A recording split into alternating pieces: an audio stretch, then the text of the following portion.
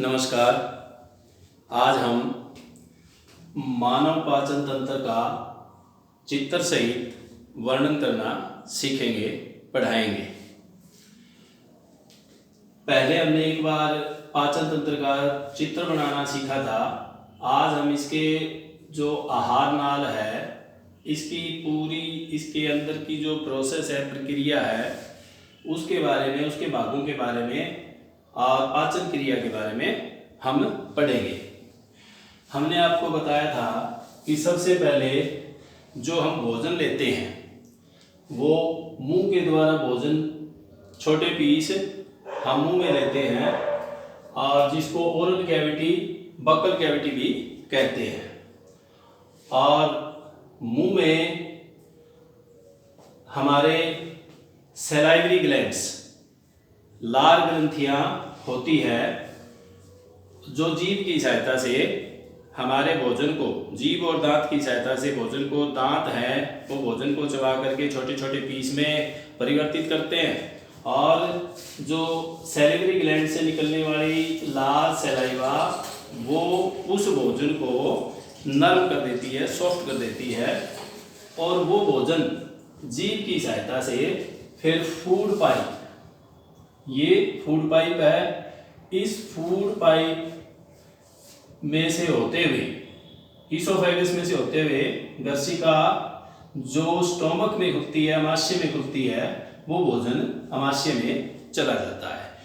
पूरी जो आहार नाल है इसमें एक संकुचन गति होती रहती है जो भोजन को आगे की ओर धकेलती रहती है।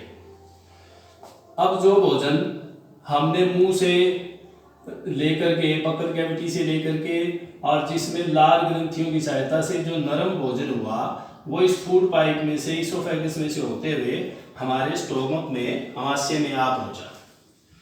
अब अमाशय क्या, एक थैलीनुमा संरचना है, जे शेप का आकार की एक बड़ी थैली है।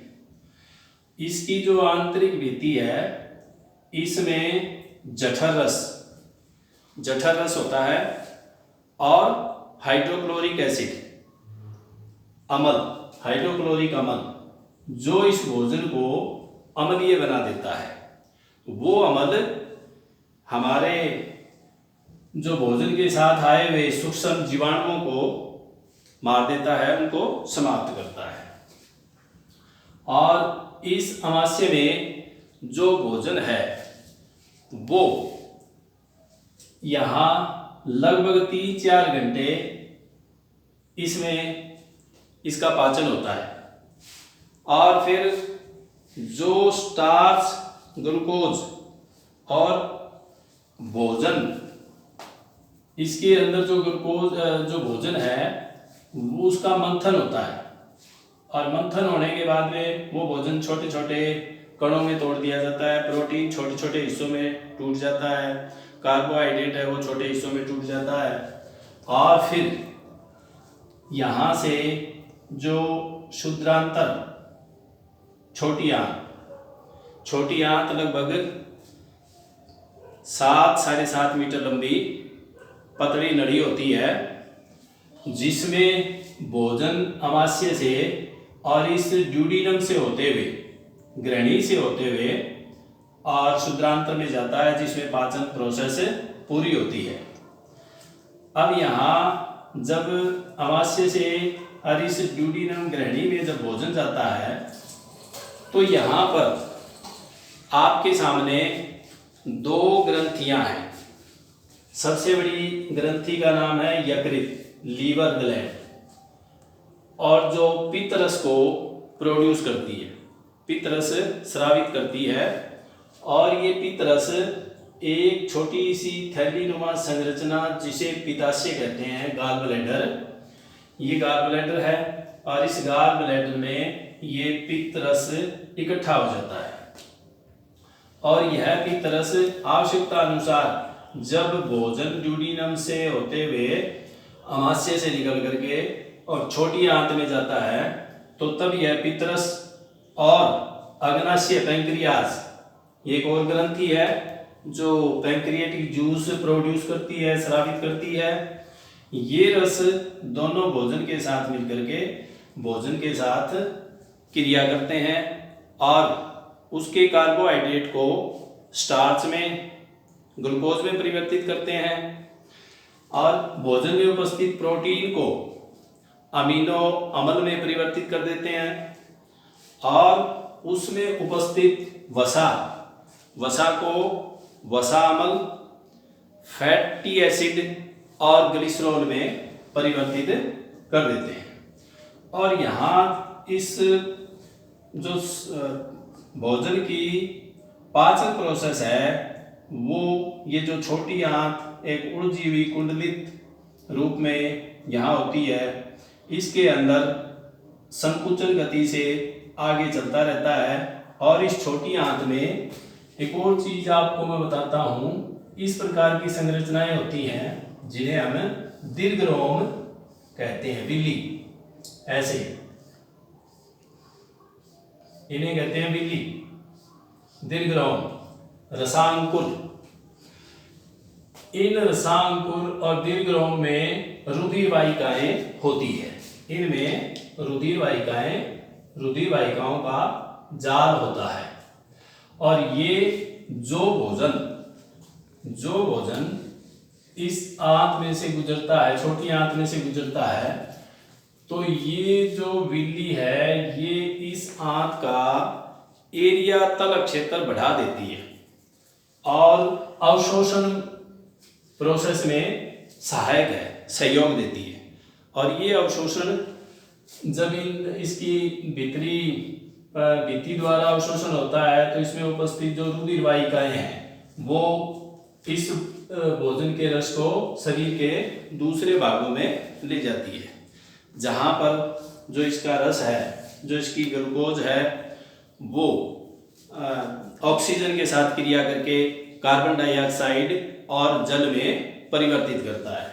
कार्बन डाइऑक्साइड वापस चली जाती है और जो ऊर्जा है, एनर्जी है, वो सेल में स्टोर हो जाती है, कोशिकाओं में स्टोर हो जाती है। माइटोकॉन्ड्रिया जो स्टोर हाउस है ऊर्जा का, उसमें स्टोर हो जाती है और समय अनुसार हमारे विभिन्न प्रकार के दैनिक कार्यों में उसका इस्तेमाल होता है, उपयोग होता है। अब जब ये सारी प्रोसेस छोटी आंत में से होती हुई, छोटी आंत पतली होती है और इसमें से पाचन क्रिया पूर्ण होने के बाद में जो अपाचित भोजन है वो अब बड़ी आंत में चला जाता है। बड़ी आंत साइज में मोटी और लंबाई में लगभग 1.5 मीटर लंबी होती है। अब ये बड़ी आंत है, भोजन इस बड़ी आंत में से होते हुए बड़ी आंत में भोजन में जो जल और लवण उनका अवशोषण होता है।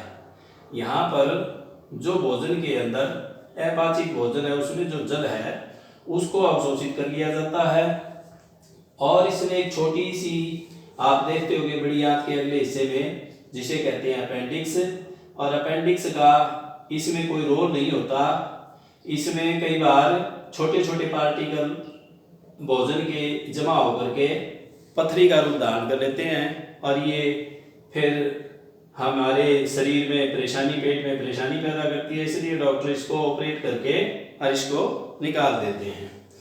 अब इसमें जो जल का अवशोषण होने के बाद में जो भोजन अपाचित भोजन है वो यहाँ मलाशय में, रेक्टम में इकट्ठा हो जाता है और समय समय अनुसार मल द्वार द्वारा इसको बाहर निष्कासित कर दिया जाता है।